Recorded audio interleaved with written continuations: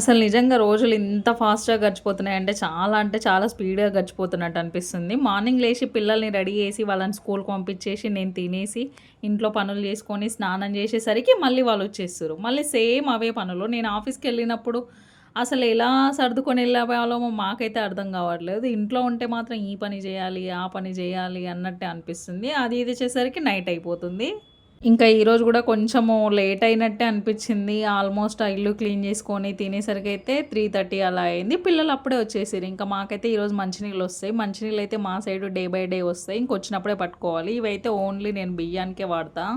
వంటలకైతేనే వాడతా. పిల్లలు గూడా తాగరు. ఎందుకంటే వాళ్ళకి చిన్నగున్నప్పటి నుండి ఫిల్టర్ వాటరే అలవాటయినాయి. ఇవైతే తాగరులే గానీ రైస్‌కి ఇంకా కర్రీస్‌కి దానికైతే యూజ్ అయితాయని ఇంకా పట్టుకుంటాము. మీ సైడు నీళ్ళెలా వస్తాయో కామెంట్ అయితే చేయండి. ఇంకా నేను పైకొచ్చేసరికి మా గ్యాంగ్ అయితే ఇక్కడ నిల్చున్నారు. అంతే ఈ వీడియో గైస్ నచ్చితే మాత్రం సబ్స్క్రైబ్ అయితే మర్చిపోకండి.